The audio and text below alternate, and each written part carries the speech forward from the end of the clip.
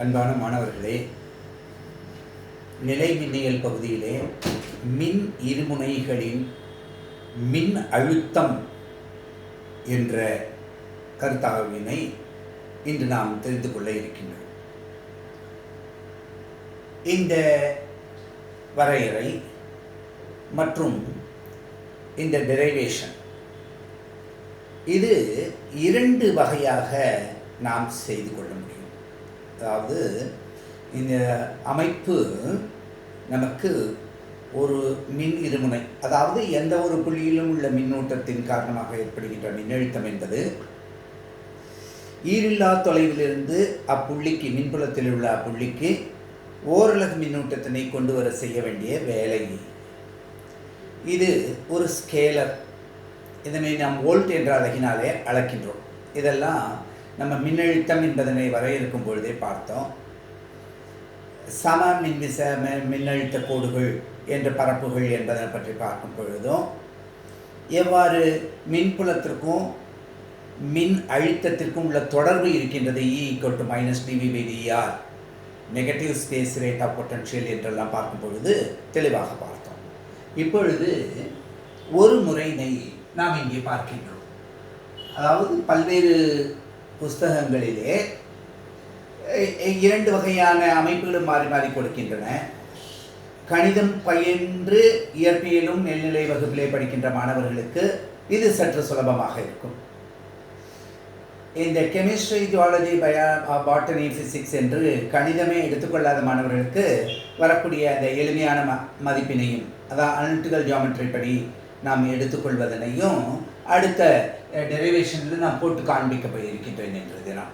அதனால் நீங்கள் இந்த ரெண்டையுமே கூர்ந்து கவனிங்க. அதாவது மின் அழுத்தம், அதாவது ஒரு மின் இருமுனையின் காரணமாக ஏதேனும் ஒரு புள்ளியில் ஏற்படுகின்ற மின்னழுத்தம் என்ன என்று பார்க்கின்றோம். அதாவது AB என்பது நமக்கு மின் இருமுனையாக இருக்கின்றது. -Q + Q என்பது சமமான வேறினமான மின்னூட்டங்கள். இவை இந்த அச்சிலே இருக்கின்றன.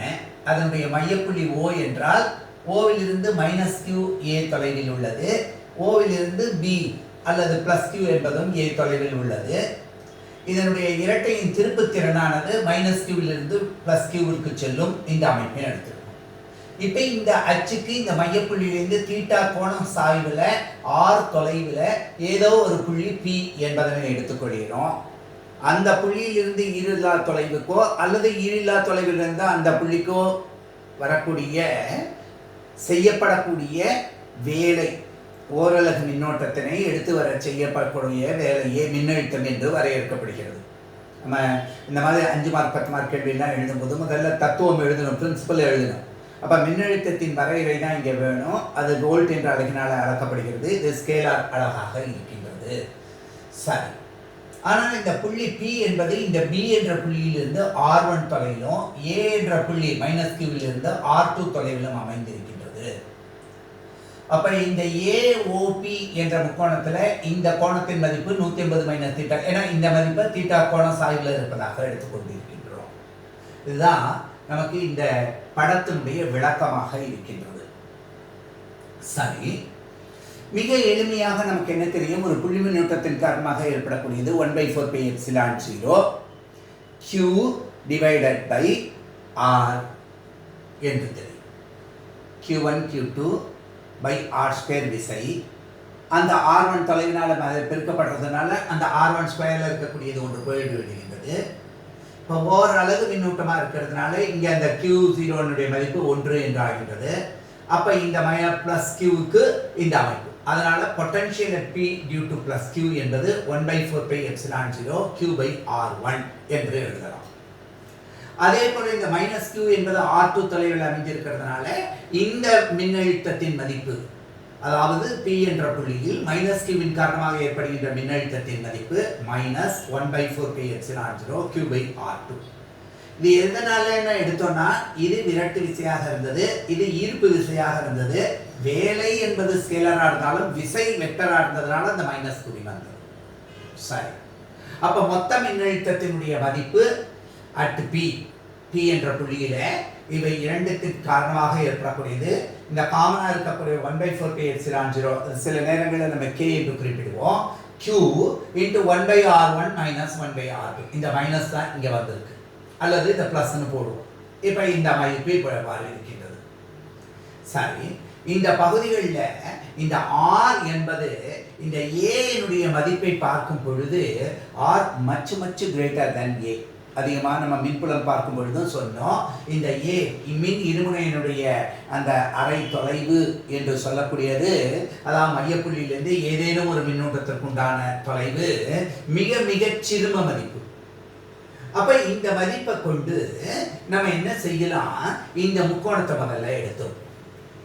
அதாவது BOP என்ற முக்கோணத்துல கொசைன் விதியை பயன்படுத்தினா நமக்கு இந்த r1 ஸ்கொயர்னுடைய மதிப்பு எவ்வாறு கிடைக்கிறது, r square plus a square, இந்த மதிப்பு a. நல்லா கவனிச்சிங்க, OBங்கிற மதிப்பு என்ன, a square minus 2RA cos theta. இதை எப்படி விவரிச்சு எழுத முடியும் அப்படின்னு கேட்டா, இந்த r ஸ்கொயர் என்பதை நம்ம வெளியில எடுத்து அப்ப இதுக்கு 1ன்னு போட்டுக்கிறோம். இங்க r ஸ்கொயர் இல்லை, அதனால டிவைடட் பை r ஸ்கொயர்னு போட்டிருக்கோம்.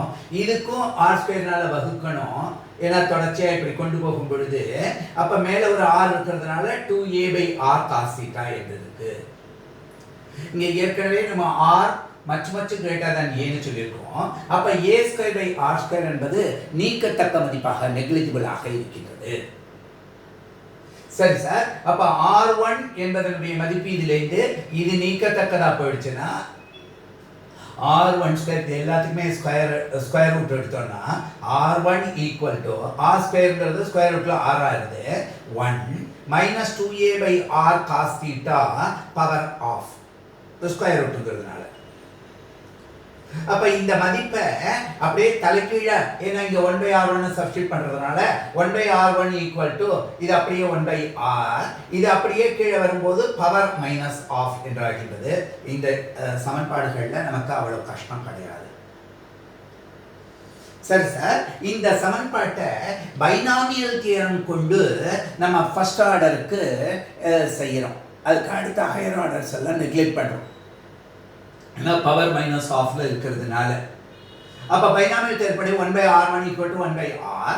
இப்ப இந்த மதிப்பு என்ன ஆகின்றது, பவர் மைனஸ் ஆஃப்னு இருந்ததுனாக்க 1 plus a/r cos θ. Higher powers எல்லாம் நம்ம நீக்கிட்டோம். இதை புரிஞ்சுக்கிறதுக்காகத்தான் நம்ம சொன்னோம் பைனாமியல் தேரம். மேக்ஸ் பையன்களுக்கு ரொம்ப சுலபமா புரியுது. இதே போலவே இந்த R2 எடுக்கணும் அப்படின்னா இந்த ட்ரையாங்கிள் AOP என்பதை எடுத்துக்கிறோம். இங்க இருக்கிற கோணத்தின் மதிப்பு 180 மைனஸ் θ. அப்ப நம்ம r ஸ்கொயர் ஈக்குவல் டு, அதாவது r2 ஸ்கொயர் இதனுடைய மதிப்பு இங்க எப்படி r1 ஸ்கொயர் கண்டுபிடிச்சோமோ அதே போல r2 square equal to r square plus a square, AO என்பது a இருக்கு, மைனஸ் 2RA cos 180 மைனஸ் θ. இங்க போட்டது மாதிரியே தான் போடுறோம் இந்த சமன்பாடு. ரெண்டாவது cos 180 மைனஸ் θங்கிறத மைனஸ் cos θன்னு எழுதலாம். அப்ப அந்த மைனஸ் ஆஃப் மைனஸ் இங்க வரும் பொழுது r2 square equal to r square plus 2a cos θ/r. இங்கே நம்ம என்ன செய்யறோம் அப்படின்னு பார்த்தா, இங்க எப்படி இது நெக்லிஜிபிள் a ஸ்கொயர் பை அப்படிங்கறத எடுக்கிறோமோ அதே போல இங்கே எடுத்துக்கிறோம். அப்ப இந்த மதிப்பு அப்படியே தலைகீழா பார்க்கும் பொழுது 1/r2 இந்த r ஸ்கொயர் மல்டிப்ளை 1/r ஆகுது. இந்த மதிப்பு என்ன ஆகின்றது அப்படின்னு பார்த்தா பவர்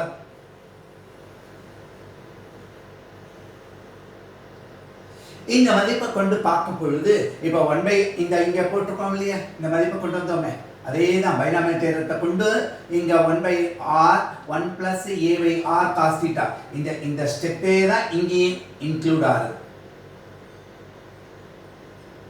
இங்க 1/r1 equal to 1/r into 1 plus a/r cos θ னு கிடைச்சது.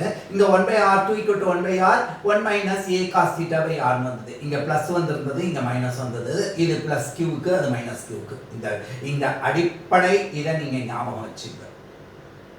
அப்ப இந்த சமன்பாடுகளை நம்ம எங்க பிரதியிடலாம், இந்த மூணாவது சமன்பாட்டுல பிரதியிட்டோம்னா v equal to q divided by 4 pi epsilon 0 1/r into 1 plus a cos θ r minus 1/r minus 1 minus a cos theta by r என்று எழுத முடியும். அப்ப இந்த மதிப்பை பார்க்கும் பொழுது இந்த r அப்படிங்கிற மதிப்புகள் இங்கே இருக்கு இங்கேயும் இருக்கு.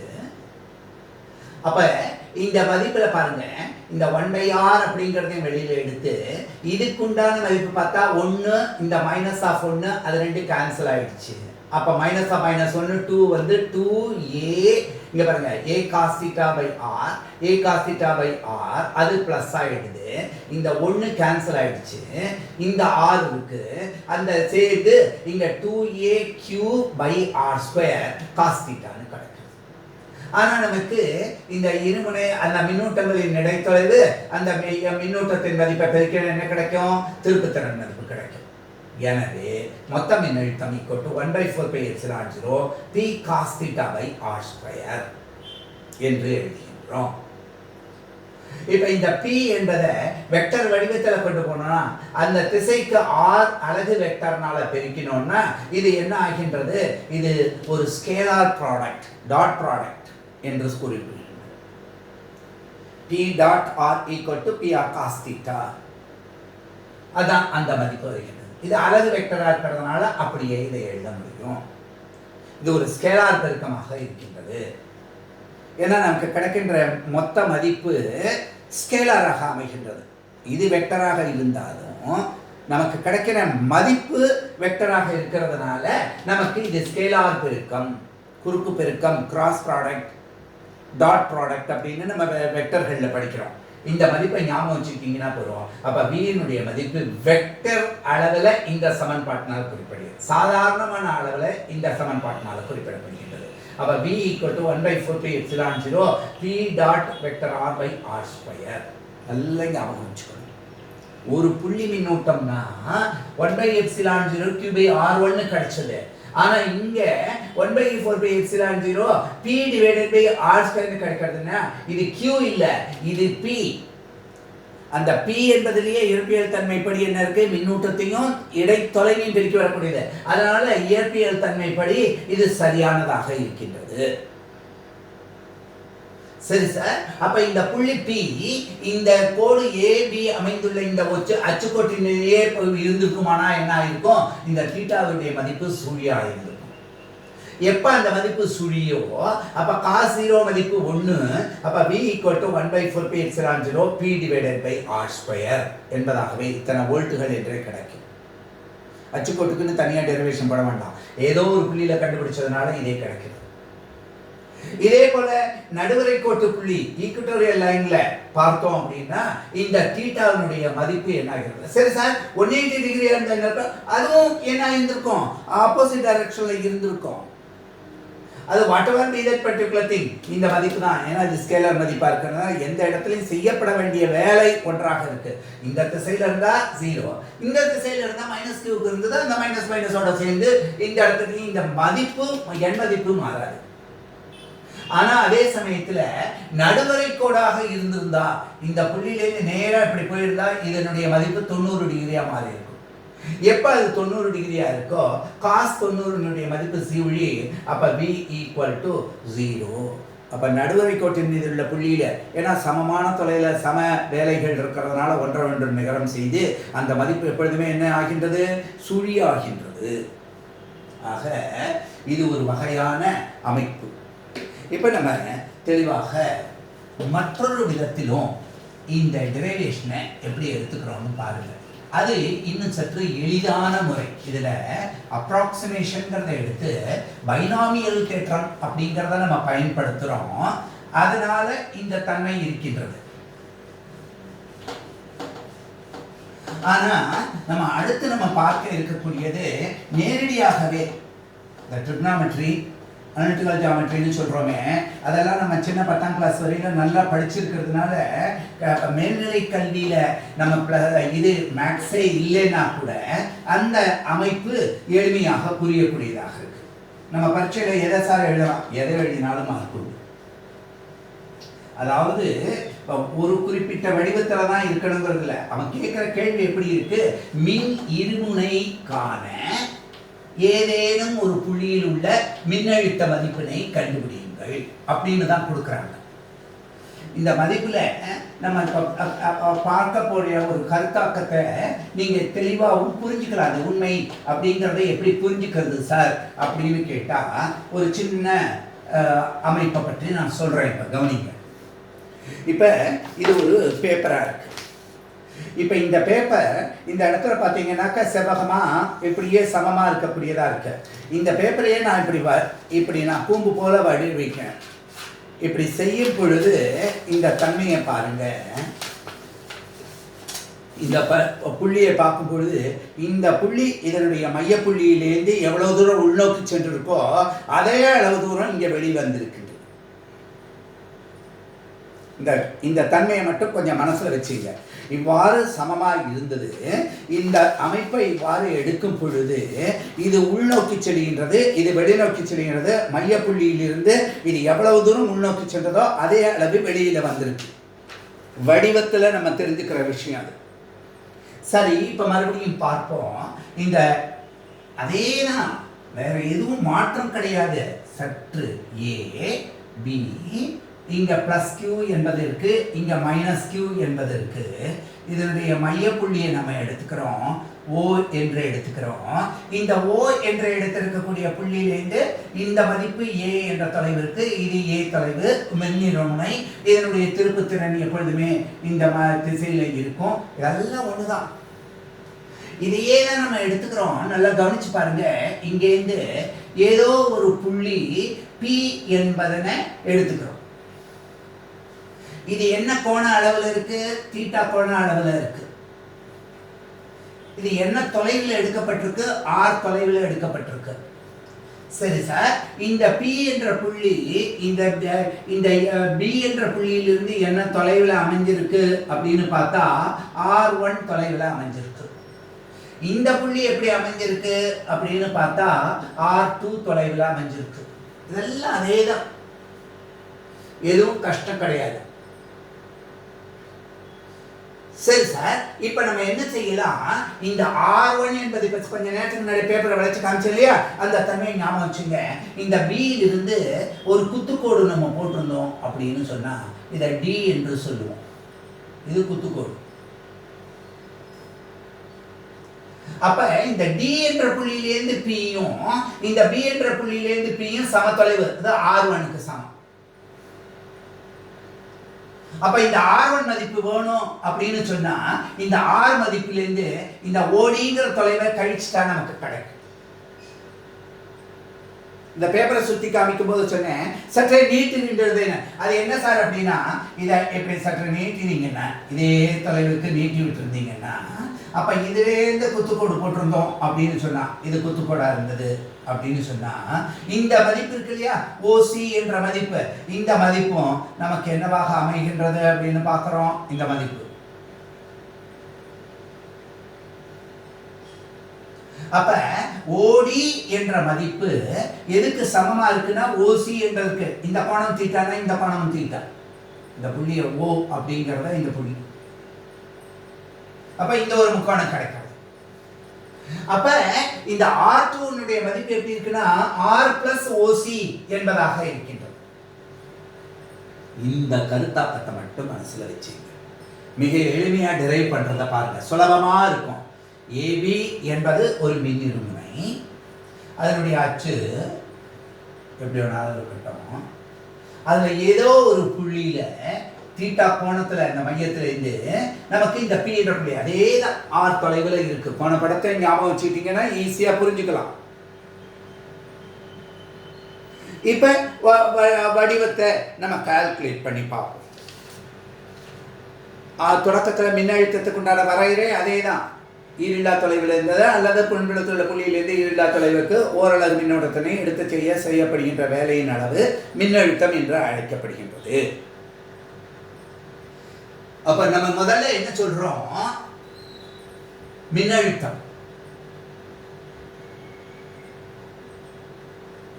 பொட்டன்ஷியல் P இல் எதன் காரணமாக? பிளஸ் Q வின் காரணமாக. அப்படின்னு பார்த்தா இதை என்னன்னு எழுதலாம்.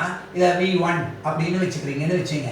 அந்த மதிப்பு k 1/4πε0 படத்துல போட்டு காமிச்சாச்சு. இல்லை அந்த அதை k என்று எடுத்துக்கிறேன். q k into q அடுத்தது என்ன டிவைடட் பை b இலிருந்து p வரையில இருக்கக்கூடியது r1. இதை bp ன்னு வச்சு சமன்பாடு வச்சு.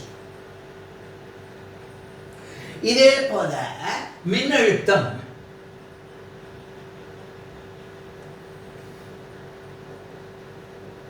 P இல் மைனஸ் கியூவின் காரணமாக இதை V2ன்னு வச்சிருப்போம்.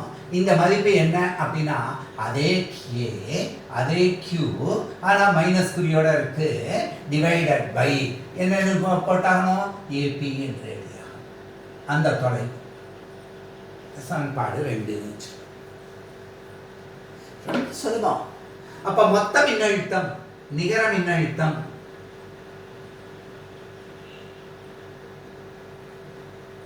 equal to நம்ம K Q into 1 by BP minus 1 by AP ன்னு எழுதலாமா இல்லையா?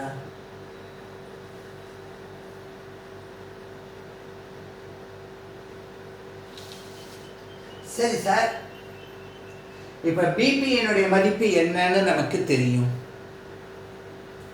இங்கு இந்த படத்திலிருந்து BP equal to DP. நான் முன்னாடியே சொன்னேன், செங்குத்து கோடா இருந்தா இதிலிருந்து இந்த புள்ளியிலிருந்து BP என்பது DPக்கு சமம். அதே போல AP என்பது எதற்கு சமம் அப்படின்னு பார்த்தா PCங்கிறதுக்கு சமம்.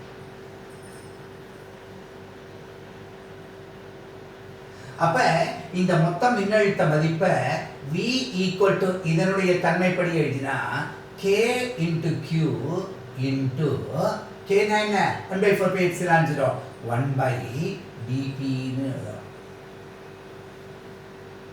இந்த APங்கிறதுக்கு பதிலாக என்னன்னு எழுதலாம் 1 by PC ன்னு எழுதலாம். சுலபமா பாருங்க, ஈஸியா கொண்டு போறோம், எந்த கஷ்டமும் இல்லாம.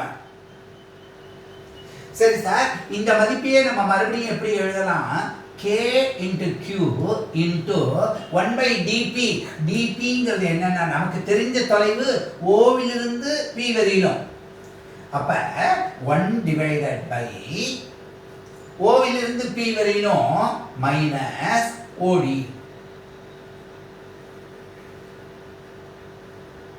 மைனஸ் 1 by அடுத்தது என்ன PC. PC என்பது என்ன? இந்த ஓவிலிருந்து P வரையில இருக்கக்கூடியது பிளஸ் OC. ஏற்கனவே நம்ம என்ன சொல்லி இருக்கோம்? இந்த OC னுடைய மதிப்பும் OD னுடைய மதிப்பும் சமம்.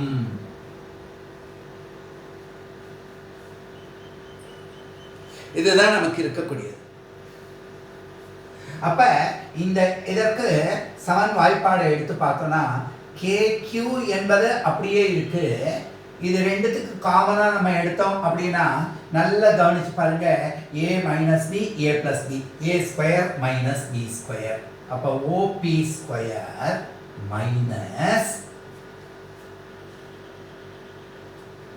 ஒரே மதிப்பு இந்த ஓடியும் ஓசியும் சமம் அப்படின்னா ஏதாவது ஒன்றை மட்டும் வச்சுக்கலாம் இல்லையா? அப்ப அதனால தான் அந்த ஓடி ஸ்கொயர்னு எழுதும். A square minus B square. சரி சார், இங்க பார்க்கும்போது அது என்ன ஆகும்? OP plus OD minus R OP minus OD.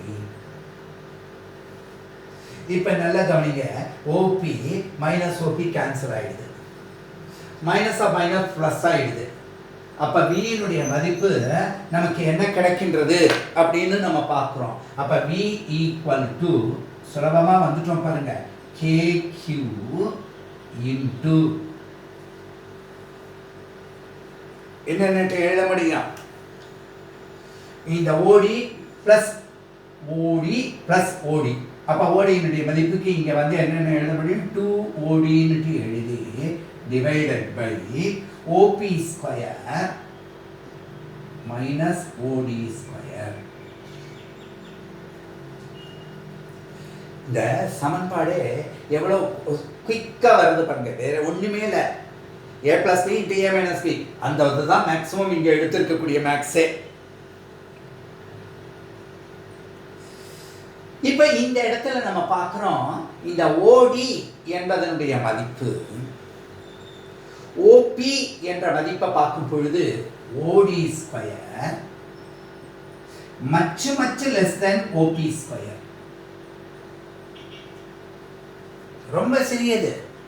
ஏன்னா நம்ம பார்க்க போறோம், இந்த தொலைவு இதை சார்ந்து காசிட்டால கிடைக்கிறது, அதனால அது தள்ளத்தக்கது.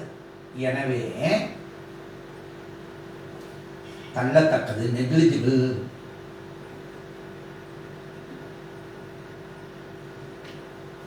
Therefore V equal to K. இந்த Q உள்ள கொண்டு போறோம். நல்லா கவனிச்சு பாருங்க. Q உள்ள கொண்டு போயிட்டா என்ன கிடைக்கின்றது அப்படின்னு பாருங்க. இந்த முக்கோணத்துல cos தீட்டாவுடைய மதிப்பு என்னவா இருக்கு அப்படின்னு பார்த்தா cos தீட்டா ஈக்குவல் டு இது அடிப்பக்கம், இது செங்குத்து பக்கம். இந்த மதிப்பு என்ன அப்படின்னு பார்க்கிறோம், இது கர்ண பக்கம். அதனால cos theta equal to OD divided by A.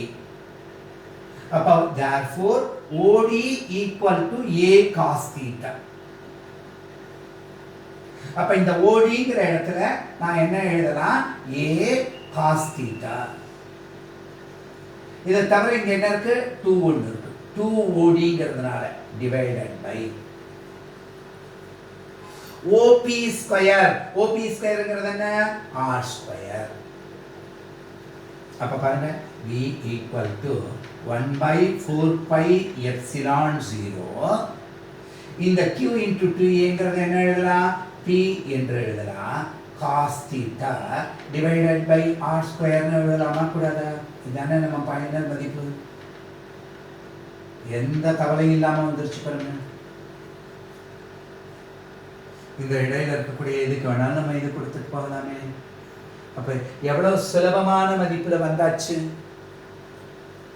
எப்ப இந்த மதிப்பானது நமக்கு இவ்வளவு எளிமையாக இருக்கின்றதோ, அப்ப தொடர்ச்சியா நம்ம இதுல இருந்து அந்த கேஸ் 1 எடுத்துக்கிட்டாக்க நம்ம என்னென்ன எழுத போறோம், கேஸ் 1ல அதாவது அச்சுக்கோட்டில் உள்ள புள்ளியில இந்த அச்சுக்கோட்டில் ஏதாவது புள்ளி எடுத்தா தீட்டாவுடைய மதிப்பு என்ன ஆயிருக்கும், சூனியா இருக்கும். இப்போ cos 0 மதிப்பு அல்லது 180னா ஆப்போசிட் டைரக்ஷன்ல எப்படி இருந்தாலும் அதனுடைய மதிப்பு என்னன்னு கிடைக்கிறது, V equal to 1 by 4 pi epsilon 0 Q அல்லது Q அதுக்கு தான் இதாக எடுத்திருக்கோம், P divided by R square வோல்ட்டுகள்.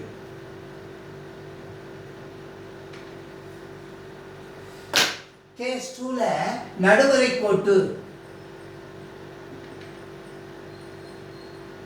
நடுவரை கோட்டு ஈக்குட்டோரியல் லைன், நடுவரை கோட்டில் தீட்டானுடைய மதிப்பு 90 டிகிரி ஆகுது. அப்ப இந்த மதிப்புல cos தீட்டா மதிப்பு 0ன்னு வந்துடும். அப்ப V னுடைய மதிப்பு என்னன்னு கிடைக்கிறது, 0. இத்தனை வோல்ட்டுகள்.